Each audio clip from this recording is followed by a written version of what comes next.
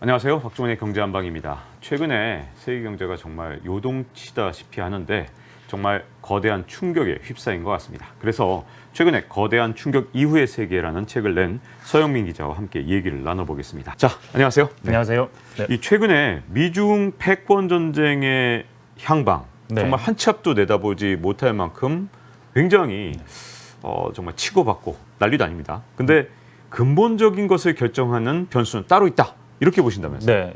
사실 미중 경쟁하면 지금의 정치적인 움직임이나 아니면 산업적으로 어떤 기업이 뭐 제재를 받고 아니고 뭐 그런 상황을 많이들 언급하지만 사실은 그런 얘기들은 훨씬 더 잘해주실 분들이 계신데 남들이 생각하지 못했던 아니면 좀 더 근본적인 문제라고 할 걸 돌아봐야 된다면 인구 아니겠나 하는 생각으로 책에도 한 챕터를 썼는데요.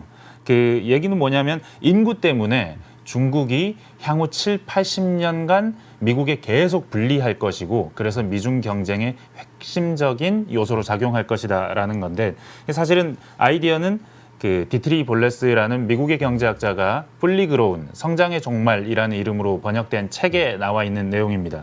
그 책의 컨셉은 인구를 가지고 미중 경쟁을 볼 수 있는 하나의 키를 제공하는데 그 근본적인 연구는 하나가 그러니까 미국의 성장률을 분석하는데 지난 20세기 1950년부터 한 50년 동안의 20세기 성장률과 20세기 이후 21세기의 최근 한 10몇 년간의 성장률을 비교해 봤더니 숫자가 다르더라. 앞선 세기에는 2.25% 정도 평균 성장했는데 뒤에 나온 세기에는 1%밖에 성장을 못하더라. 그러니까 1.25%포인트의 차이가 있는 것이죠. 이게 어디서 기인하느냐를 분석한 게 이 디트리 볼레스의 연구입니다.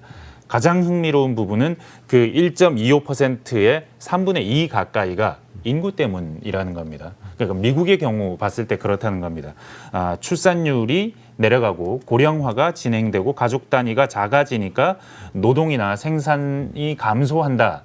그래서 이 부분이 전체 성장률 감소의 한 3분의 2 정도를 설명하더라. 거의 대부분을 설명했다는 겁니다. 사실 우리는 미국의 성장률이 왜 감소하느냐, 불평등 때문 아니냐, 아니면 분배가 잘못돼서 아니냐, 아니면 뭐 이민 같은 이동성이 감소해서 그런 것이 아니냐 같은 쪽의 얘기를 훨씬 더 많이 생각하는데 실제로 봤더니 별로 재미없는 주제인 인구였더라는 겁니다. 뭐 다른 부분들을 설명해 보자면 경제 구조가 서비스 중심으로 변화됐다. 이게 또 한 10몇 % 정도를 설명하더라. 또 고령화, 재분배 요소도 역시 한 10% 정도 설명하더라라는 건데 결국 가장 중요한 건 불평등은 별로 설명을 못하더라. 불평등이 심화돼서 성장률이 감소되는 건 아니더라. 혹은 대중국 무역에 있어서의 변화나 세금이나 규제 같은 부분에서의 변화가 설명하는 건 전혀 없더라. 거의 없더라. 인구가 3분의 2더라 하는 매우 흥미로운 이 연구 결과를 최근에 나온 중국과 미국의 인구, 특히 노동 연령대 20세에서 65세 인구를 중심으로 보면 굉장히 흥미로운 결과를 도출할 수 있더라 하는 컨셉에서 출발한 이야기입니다. 이 인구 때문에 중국이 발목을 잡힌다라고 할 때 아마 많은 분들이 그런 생각하실 거예요. 아니 중국이 미국보다 인구가 훨씬 많은데 무슨 얘기냐? 이렇게 묻는다면 어떻게 답변하시겠어요? 그렇죠. 10억 대 뭐 3, 4억 정도 수준이니까 확 차이가 나죠. 근데 중요한 건 생산 가능 인구 그리고 이 생산 가능 인구의 증가 혹은 감소라는 겁니다. 지금의 수준으로부터 앞으로 어떻게 변하느냐 하는 겁니다. 쉽게 말해서 삼성과 중국 폰, 지금 이제 중국에서 삼성폰은 거의 팔리지 않는데 를 비교해 보면 삼성에서 내는 이야기 이런 얘기가 있습니다. 똑같은 성능의 제품을 똑같은 수율과 똑같은 공정을 통해서 만들어내는데 중국에서 반값에 만들어내더라. 그래서 우리도 중저가 제품은 중국에서 만들 수밖에 없는 상황으로 지금 가고 있다라고 얘기합니다. 여기에 경쟁력의 비밀이 숨어 있다는 겁니다. 어떻게 똑같은 걸 반값에 만드나. 사실은 이게 우리나라가 과거에 해왔던 성공 비결이거든요. 어떻게 그럴 수 있느냐. 노동 인구를 이 되는 산업에다가 좀 더 많이 부어 넣을 수 있는 노동 공급에 있어서의 역량 혹은 아니면 이렇게 노동 공급이 많이 되니까 싼 값의 인건비로 더 괜찮은 제품을 만들어낼 수 있는 비교 경쟁 우위 같은 것이 있다라는 얘기거든요. 이 부분에서 생각해 보면 생산 가능 인구가 우리나라의 경우도 중국의 경우도 이촌향도라고 부르기도 했지만 지난 산업화 시기 동안 굉장히 많이 투입이 됐습니다. 이 지속적으로 투입되는 노동 인구가 그 인건비도 낮추고 그리고 질 좋은 노동력을 많이 확보할 수 있는 근원이었고 그랬기 때문에 지금까지 계속해서 국제 경쟁에서 경쟁력 있는 제품을 계속 만들어낼 수 있었던 건데 그 변화가 어떻게 되느냐.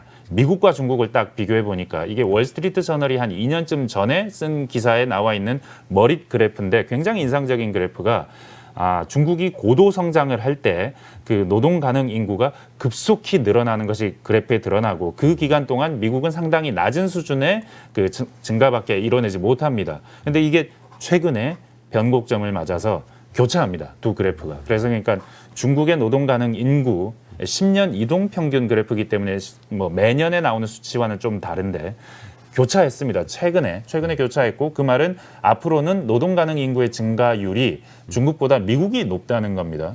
의아하지만 현실이 그렇습니다. 그만큼 중국이 출생률이 낮아져서 그렇다는 건데 지금 그렇고 앞으로 중국은 이제 마이너스로 갑니다. 노동 가능 인구가 감소한다는 거죠. 사실은 연도 단위로 보면 이미 감소했거든요. 근데 그 이동 평균선으로 보면 추세 흐름을 좀 더 잘 볼 수 있는데 앞으로 지속적으로 한 6, 70년 동안 계속 마이너스 선에 머물러 있는데 미국은 마이너스가 되지 않습니다. 미국도 물론 노동 가능 인구가 떨어지긴 하는데 마이너스로 가지 않고 마이너스는 아닌 1, 2% 이상 수준을 계속해서 유지합니다.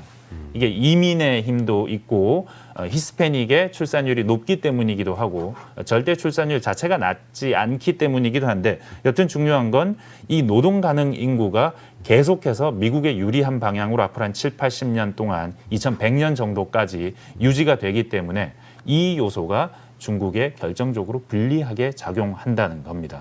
중국은 왜 이렇게 출생률이 낮은 거고 또 심지어 이렇게 노동 가능 인구까지 줄어드는 걸까요? 이게 우리가 흔히 경제학을 공부할 때 처음에 배우는 멜서스 트랩이라고 하는 인구는 기하급수적으로 증가하는데 식량은 산술급수적으로 증가한다. 그래서 식량 수준을 인구가 넘어서면서 그래서 굉장히 재앙적인 상황으로 갈 수 있다라고 예전에 경제학자 멜서스는 말했는데 이걸 식량 말고 생산으로 한번 생각해 보시면 두려웠던 것 같습니다. 사실 우리나라도 똑같이 산화 제한 정책을 했죠. 70년대, 80년대 산화 정책을 했고 중국도 똑같이 했습니다. 왜냐하면 생산력은 일정 수준으로 증가하고 굉장히 더디게 증가하는데 인구가 너무 빨리 증가하니까 혹시 우리가 부양하지 못해서 사회적인 문제가 일어나는 것 아닌가 하는 걱정을 우리도 중국도 했고 당시에는 그래서 한자녀만 낳자라는 정책을 했고 중국은 실제로 70년대 이후 매우 강한 한자녀 정책을 지속해왔고 그 결과 지금 인구가 어느 정도 늘어나는 걸 제어하는 데는 성공을 했어요. 근데 이게 당시에는 필수적인 경제 성장을 하려면 필수적이다라고 생각했는데 이제 와 보니까는 아니었던 겁니다. 경제 성장을 지속적으로 해 나가는 것이 중요하다면 그래서 생산 가능 인구를 유지하는 것이 중요하다면 그런 정책들이 잘못된 정책이었다라는 걸 이제 와서 깨달았고 중국도 그래서 사실은 2010년대 이후로는 두 자녀 정책 처음에는 만약에 둘 다 남자 여자가 둘 다 외동이면 두 자녀를 가질 수 있다라는 식으로 완화했다가 그 뒤에는 두 자녀 괜찮다 했다가 이제는 세 자녀까지 괜찮다고 했거든요. 그 상징적인 사람이 장이모우 감독이라는 영화 감독입니다. 굉장히 유명한 분이죠. 이분이 자녀를 셋을 낳아서 반성문을 쓰고 공개적으로 그리고 벌금도 13억 원을 냈습니다. 그 정도로 굉장히 강하게 억압을 했다가 지금은 이제 이분의 와이프 되시는 분이 SNS에 나는 임무를 완수했다. 그러니까 완전히 바뀌었군요. 네, 지금은 세 자녀까지 놔도 괜찮다고 했는데 나는 이미 세 자녀를 낳았다. 뭐 이런 뜻입니다. 그렇게 중국 내에서도 뭐 이런 얘기가 회자될 정도로 세 자녀 정책으로 완전히 바뀌었고 중국도 과거에는 인구를 제한하는 것이 지속적인 성장을 이끌어낼 수 있다라고 믿었다면 지금은 정반대로 믿고 있는 거죠. 좀 더 많이 생산하려면 더 많은 인구가 필요하다라는 인식을 한 건데 문제는 특히 미중 경쟁 국면에서 미국과 경쟁 차원에서 보면 이게 결정적인데 문제는 이미 노동 가능 인구 아니면 생산 연령 인구라고 말씀드렸는데 이게 20세에서 65세를 기준으로 월스트리트 저널은 분석했는데 20세라면 이미 20년 전에 태어난 아이가 이제 막 20살이 됩니다. 그 말은 지금부터 아무리 정책을 바꿔봐야 앞으로 20년은 바꿀 수 없다는 얘기죠. 이미 태어나버린 아이들이 결정할 미래인데 그 미래만 보면 아주 분명하게 미국의 유리한 시점이 지금부터 펼쳐지고 있다라는 얘기입니다. 그러면 이 인구가 패권 전쟁을 어떻게 바꿀까요? 그러면 미국이 승리하는 게 확실하게 보인다 이렇게 볼 수 있는 건가요? 요건 또 다른 연구를 하나 제가 가져와 보죠. 그 연원호 박사 대외경제정책연구원 연원호 박사가 1, 2년 전에 쓴 논문에 보면 마지막에 웃는 건 미국이다라고 얘기를 했었습니다. 당시에 코로나 변수를 반영하기 전인데 당시에 미중 역전의 시점이 가까워진 것 같다. GDP 측면에서 전체 GDP 측면에서 역전 시점이 가까워졌다. 빠르면 한 2033년 정도 될 것 같다. 역전 자체는 한다는 겁니다. 역전이 없다는 건 아닙니다. 근데 다만 이 GDP 전체 GDP의 그래프가 어떻게 되는지를 한 3가지 정도 요소를 기준으로 분석을 해서 발표한 게 있어요. 하나는 인구 측면. 인구 측면이 어떻게 앞으로 노동 가능 인구가 어떻게 변화하느냐는 게 중요하게 하나 작용했고 다른 하나는 혁신입니다.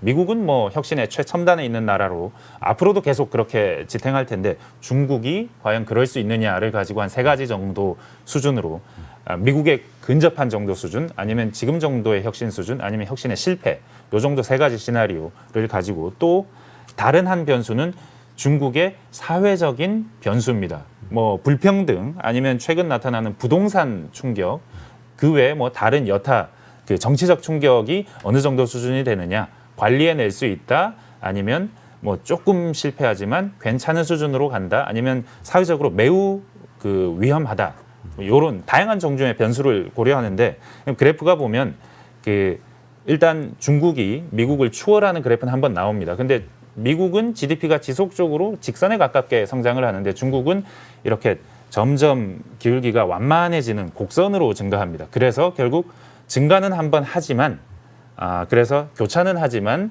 그 결국에 있어서는 미국이 다시 앞서 나가는 형태의 그래프가 나온다는 게 거의 대부분의 연구 결과에서 나오는 결론이에요. 그러니까 어느 시나리오를 도입을 해도 그러니까 중국이 혁신을 성공한다면 2033년쯤 역전을 하는데 그럼에도 불구하고 결국에는 인구 측면에서의 한계 때문에 2060년 정도가 되면은 다시 미국이 앞서 나간다는 것이 중국의 최선의 시나리오에서 그렇게 되고 최악의 시나리오에서는 중국이 계속해서 증가는 하지만 사회적인 아니면은 그 외 뭐 정치적인 종류의 그 불안정성 그리고 혁신에 있어서 좀 실패한다면 중국이 미국에 아주 가까이는 가지만 GDP 측면에서 한 89% 정도 접근을 한 뒤에 다시 점점 멀어진다. 최악의 경우에는 역전을 못할 수도 있다. 근데 지금 상황은 보면 아마 중간 정도 시나리오 혹은 굉장히 나은 정도의 왜냐하면 중국이 지금 혁신을 굉장히 잘하고 있거든요. 중국이 지난 10년, 20년간 나온 20개 최고의 혁신 기업 중에 미국과 중국이 절반 정도 가지고 있을 정도로 최신 성과는 매우 좋고 세계 100대 기업으로 봐도 유럽이 굉장히 떨어지고 있는 상황에서 중국의 기업들은 치고 올라옵니다. 이게 다 인구의 힘이거든요. 이런 측면에서 중국이 혁신을 담보하고 있느냐? 지금은 하고 있다. 그리고 앞으로도 전망이 그렇게 어둡진 않다. 그러나 앞으로 미중 경쟁 변수가 극대화되면 지금 미국이 원하는 건 중국이 최신의 기술은 가지지 못하게 아니면 미국이 가지고 있는 최신의 기술을 중국이 너무 쉽게 가져가지는 못하게 하는 방향으로 산업 정책이나 아니면 대외 경제 정책을 그렇게 가져가고 있거든요. 이게 성공한다면 이거 역시 변수로 작용할 수는 있겠으나 그리고 코로나 역시 변수로 작용할 수는 있겠으나 사실은 코로나 초기에는 중국이 미국을 훨씬 더 빨리 앞설 것이라는 얘기가 많았습니다. 왜냐하면 중국은 계속 성장하는데 미국은 코로나 덫에 걸려서 성장이 더뎠으니까요. 근데 지금에 와서 보니 중국이 제로 코로나를 꽤 오래 했기 때문에 그 기간 동안 마이너스가 된 부분들도 있어서 예전에는 2026년이면 노무라 증권 같은 경우는 2026년에 미중 교차가 일어난다고 했는데 사실은 제로 코로나 이후로는 이 전망이 좀 바뀌었을 겁니다. 한 30년 정도로 다시 늦춰졌을 것 같은데 여튼 한번 교차는 할 수 있다. 좋은 경우, 최선의 경우에는 한 20, 30년 정도는 중국이 미국을 GDP에서 앞선 시기가 올 수는 있다. 그러나 결론적으로는 미국이 더 앞서 나갈 것이다. 이유는 인구 때문이다라는 거였습니다. 자, 이렇게 패권 전쟁 얘기를 하니까 아마 많은 분들이 그럼 달러 패권 어떻게 돼요? 이런 궁금함이 있을 거예요. 네. 자, 달러 패권 어떻게 보시는지 궁금한데요. 네. 사실은 제가 달러 패권이라는 것에 대해서 박종훈 기자보다 잘 설명할 가능성도 별로 없고 다른 많은 전문가들이 더 분석적인 이야기들을 해주실 수 있습니다. 그럼에도 불구하고 제가 할 수 있는 이야기가 있다면 여러 이야기들을 관찰해보고 다양한 현상들이 지금 현재 어떤 측면에서 우리 경제 구조를 반영하고 있는지를 하나하나 짚은 다음에 이걸 좀 연결해보면 좀 시야를 틔워주는 종류의 일종의 큐레이션 같은 종류의 일을 제가 할 수 있지 않을까 생각은 하거든요. 그런 차원에서 보자면 최근에 나온 달러 패권과 관련해서 의미 있는 이야기들은 몇 가지 나라를 중심으로 해볼 수 있는 것 같습니다. 일단은 브라질입니다. 지금 브라질의 룰라 대통령이 재선이 새롭게 대통령이 다시 되고 나서 한 말이 마치 바이든처럼 브라질이 국제사회에 돌아왔다라고 했습니다. 그 이야기는 내가 국제사회에서 어떤 역할을 할 것이라는 건데 이건 미국 중심 세계에 기여하겠다는 얘기가 전혀 아닙니다. 브라질 하면 브릭스가 먼저 떠오르지 않습니까? 브릭스가 지금은 이미 지나간 단어지만 예전 시대의 단어 같지만 브릭스라는 단어가 나왔던 시대는 틀림없이 다극화 시대를 상징합니다. 소련이 없어진 시대에 미국이 일극이 될 것이냐 아니면 다극화된 시대로 갈 것이냐 했을 때 브릭스는 다극화 쪽이 유력한 시나리오가 아니냐라는 얘기를 할 때 가장 많이 등장하는 단어였습니다. 브릭스가 다시 등장합니다. 이란이나 아르헨티나를 브릭스에 받아주느냐 뭐 이런 얘기들을 지난해부터 해오고 있거든요. 그런 사원에서 룰라가 당선이 됐는데 룰라는 미국 중심의 세계를 그렇게 환호하지 않습니다. 특히 이번에 중국에 가서 많은 당근을 받아오면서 엄청난 당근을 하나 준 게 있었죠. 위안화 결제를 해보겠다. 왜냐하면 중국과 브라질 입장에서는 최대 교육국이 중국이고 미국은 2등일 뿐이거든요. 이 국가와 위안화로 결제를 하겠다는 게 달러 결제 시스템에 균열을 낼 수 있다라는 신호로 읽힐 수 있다라고 사람들이 많이 얘기를 했었어요. 근데 사실은 브라질 이전에는 뭐 많이 언급해 주셨지만 사우디가 있습니다. 사우디는 이미 중국이 사우디의 원유를 가장 많이 가져가는 나라고 그렇기 때문에 위안화 결제를 할까 말까 하는 얘기를 끊임없이 반복하고 있거든요. 이건 역시 미국을 자극하는 얘기입니다. 사실 사우디가 브라질보다는 오히려 좀 더 심대할 수 있는 것은 페트로달러 체제 때문이죠. 사우디가 그 결제 통화를 달러로 묶으면서 그러면서 전 세계 모든 그 원유가 필요한 나라들이 달러를 자기 나라 저장고에 넣어놔야 되는 상황이 왔고 그 상황이 달러 패권을 굉장히 공고히 하는 어떤 그 중요한 도구가 됐는데 지금 그걸 사우디가 톡톡 건드립니다. 건드리는 이유는 나 무시하지 말라라는 차원이죠. 작년에 바이든이 사우디에 방문해서 전쟁 중인데 감산도 좀 너무하고 좀 증산해달라고 부탁하러 읍소하러 갔는데도 굉장히 매몰차게 더 이상 영향이 안 돼. 뭐 이런 얘기들을 했었죠. 사실은 그 모든 사우디와 미국의 관계가 왜 이렇게 됐느냐. 사실은 사우디는 미국에게 전 세계에 달러로 원유를 팔고 미국은 그 달러를 받아서 무기를 갖다 주는 이런 협력 체제가 있었는데 그 체제가 균열이 온 상황은 미국이 사우디의 민주적이지 않은 측면, 카슈크지 암살과 같은 측면 이런 점을 계속 공격하면서 지금 사실상의 1인자라고 할 수 있는 빈 살만을 자꾸 자극하기 때문에 그렇다면 민주주의가 아니라는 점에 의해서 사우디가 자꾸 자극을 받으면서 그러면서 미국과는 멀어지고 똑같이 민주주의가 아닌 중국 혹은 러시아 혹은 다른 나라들과 좀 더 관계를 가까이 가져가는 모습이 관측이 됩니다. 이거 역시 패권의 사우디 같은 국가마저 패권의 근간을 이루는 시스템에 일조한 나라마저 톡톡 건드리고 있다는 측면이 하나가 사우디, 브라질 이런 측면에서 패권에 어떤 문제가 신호가 오는 것이 아니냐라는 얘기를 할 수 있는데 가장 근본적인 건 역시 중국이겠죠. 중국이 워낙이 성장했기 때문에 그리고 최근에는 재미있는 일이 IMF와 중국이 경쟁한다는 이야기들을 많이들 했습니다.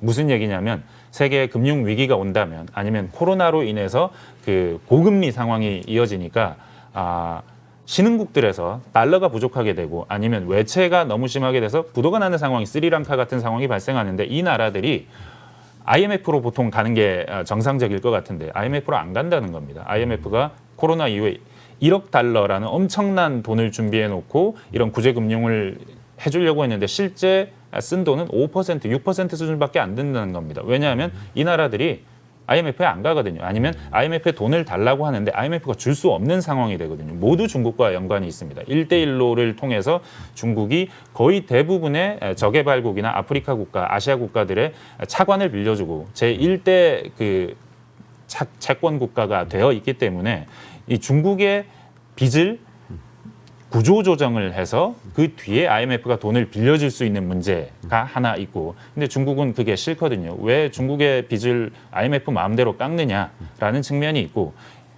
IMF가 굉장히 강한 구조 조정 조건을 제시하는 반면에 중국은 그런 것 하지 않습니다. 일단 빌려주고 모자라면 또 빌려주고 1대1로가 친구를 돈으로 사는 정책이었다고 표현한다면 실제로 중국은 굉장히 돈을 많이 빌려주면서도 별로 부수 조건을 달지 않았습니다. 그러다 보니까 신흥국들이 중국에 좀 더 의지하게 되는 측면이 생기고, 전체적으로 경제가 강한 나라들, 선진국들이 중국과 거리감이 있을지는 몰라도 글로벌 사우스라고 부르는, 아니면 신흥국이라고 부르는 나라들은 이미 중국과의 결속이 굉장히 강해져 버렸습니다.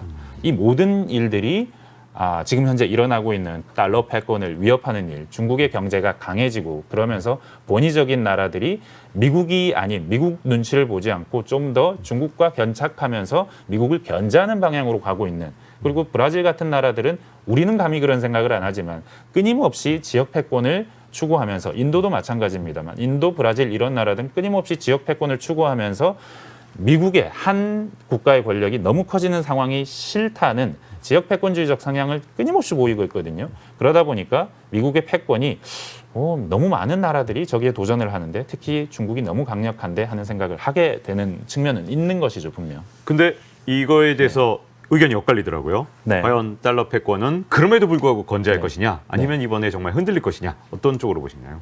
당장 보자면 결제 통화, 아니면 국제 금융에 쓰이는 통화, 아니면 무역에 쓰이는 결제 통화, 결제 통화나 아니면은 그 외환 보유 통화, 아니면 금융 통화, 그 어떤 측면에서 봐도 지금 달러를 위협할 수 있다는 증거는 어디에도 없습니다. 중국 위안화 결제 아무리 높아져도 10% 되기 어려울 것 같고요. 그리고 그 정도 수준으로 위협할 수 있다고 말할 수도 있지 않을 것 같고요.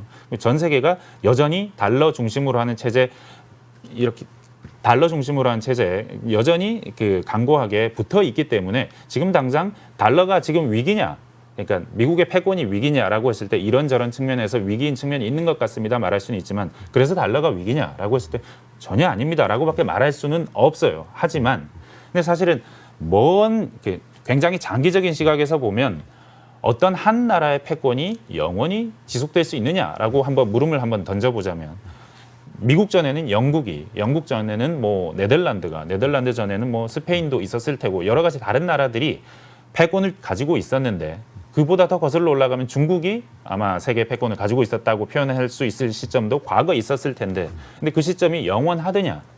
영원하지 않다는 겁니다. 왜 영원하지 않느냐? 그것이 경제의 섭리고 인류 역사의 섭리라는 측면이 있다는 거죠. 대표적으로는 레이 달리오 최근에 나온 책을 읽었을 때 그런 생각을 강하게 했던 적이 있습니다. 그러니까요. 레이 달리오 같은 경우는 아니 우리가 이렇게 밖에서 볼 때는 달러 패권 여전히 튼튼한 것 같은데 맨날 달러 패권 몰락에 대비해야 된다, 주의해야 된다 이러니까 아주 헷갈립니다. 어떻게 봐야 될지. 맞습니다. 레이 달리오 책은 매우 흥미로운 것이, 이분은 사실 투자 전문가세요. 그래서 사실은 세계 정세에 대해서 논할 수 있는 자격이 있나라고 물음표를 던질 수도 있는 그런 분인데, 근데 이분의 책을 보면 책을 보시기 전에 이분의 세계관을 가장 잘 볼 수 있는 유튜브 한 20분짜리 클립이 있습니다. How the Economic Machine Works. 그러니까 경제라는 기계는 어떻게 작동하느냐라는 유튜브가 다양한 언어로 유튜브에 올라와 있거든요. 그 유튜브 클립이. 그걸 보면 레이 달리오 세계를 딱 알 수 있는데, 쉽게 설명을 드리자면 레이 달리오의 세계는 빚과 생산성 향상 두 가지 변수가 있고, 돈보다는 빚이 훨씬 중요하고, 왜냐하면 빚이 있기 때문에 빚을 내서 경제를 더 빠르게 성장을 해 나갈 수도 있고, 그런데 너무 많이 과열되다면, 그러니까 빚을 너무 많이 내서 과열이 된다면 경제는 결국 고꾸라질 수밖에 없고, 고꾸라지다 보면 생산성 향상 수준에도 미치지 못하는 굉장히 안 좋은 불황의 시대가 오고, 그러다 보니까 빚에 의해서 사이클이 생긴다는 겁니다. 그래서 레이 달리오는 그렇게 말하죠. 그 세상에서 화폐보다 훨씬 중요한 것이 빚인데, 굉장히 중요한데도 불구하고 그렇게 잘 이해되지 않고 있는 게 또 빚이기도 하다라고 얘기를 하는데, 결국 빚에 의해서 사이클이 생기고 생산성 향상에 의해서 그 사이클이 있음에도 불구하고 우상향하는 경제 그래프가 나타나는 것인데, 세계 정치 혹은 패권도 마찬가지라는 겁니다. 그러니까 한 국가가 새롭게 패권 국가로 부상하는 요인, 그리고 패권 국가로 부상하다 보니 그 결제 통화를 가지게 되는 기축 통화를 가지게 되는 결과 그리고 거기까지 가기 위해서 교육에서 아니면 경제 생산성에서 기타 다양한 측면에서 국력을 신장시켜 나가야 하는데 그렇게 하다 보면 한 국가가 패권이 강고해지는데 근데 이 패권을 강하게 만들었던 바로 그 요인 그러니까 빚이 성장을 빠르게 하듯이 국가 역시 빚을 내서 자신의 역량보다 훨씬 빠른 성장을 이뤄내는데 근데 결국 이게 미국의 경우 우리가 잘 보고 있지만 쌍둥이 적자로 이어질 수밖에 없다는 겁니다. 국가는 돈을 많이 쓰고 기축 통화니까 더 많이 쓸 수밖에 없고 그러다 보니 국가의 재정 적자 늘어나는데 동시에 전 세계는 이 기축 통화 국가에 투자하고 싶을 수밖에 없습니다. 여기가 혁신이 일어나는 나라이고 이 나라에 투자했을 때 손해 보지 않는다는 확신이 있으니까요. 그 말은 대외 수지 역시 적자가 된다는 쌍둥이 적자가 결국 이렇게 가속화될 수밖에 없다는 그러니까 성장을 이끈 요인이 쌍둥이 적자를 가속화시키고 그러다 보면 패권 질서는 위협받을 수 있고 그렇게 그 국가 내 모순들이 증축이 되면 지금 미국에서 나타나는 불평등에 의해서 미국이 경제 굉장히 혼란합니다. 경제뿐만 아니라 정치도 뭐 총을 들고 미국 의사당, 미국 국회의사당, 캐피톨을 점령하는 사태가 일어날 정도로 미국 정치가 굉장히 혼란한 상황이죠. 이 상황을 수습할 수 있느냐는 또 다른 문제일 테고 이런 식으로 대내적인 결속도 와해되고 대외적으로 경제적인 체질도 떨어져 가면서 결국은 패권 국가를 흥하게 했던 요인이 바로 망성쇠 이렇게 그러니까 사계절 그러니까 레이 달리오 세계가 본인이 투자를 어떻게 하느냐에 관한 세계관이었다면 나이가 들고 보니 이게 결국은 전 세계 패권을 어떻게 결정하느냐 하는 그 흐름과도 다 있다는 걸 발견했다는 거거든요. 굉장히 설득력이 있는 내용이었고 결국 그 내용을 보자면 우리가 늘 알고 있는 모든 것에 봄, 여름, 가을, 겨울 그리고 봄이 있고 경제에도 그런 것이 있고 패권에도 그런 것이 있는데 피할 수 있는 일이 아니고 그 피할 수 없는 일들이 과거 얼마나 많이 벌어졌는지를 쭉 살펴보면 미국의 패권 역시 지금 정점에서 내려가는 상황에 있고 그 끝나는 시점이 언제가 될지 모르겠지만 그 끝나는 시점이 된다면 결제통화, 기축통화 역시 기축통화는 가장 마지막에 바뀐다는 게 레이 달리오의 이론이었거든요. 그러니까 역시 바뀔 수밖에 없는 상황이 온다.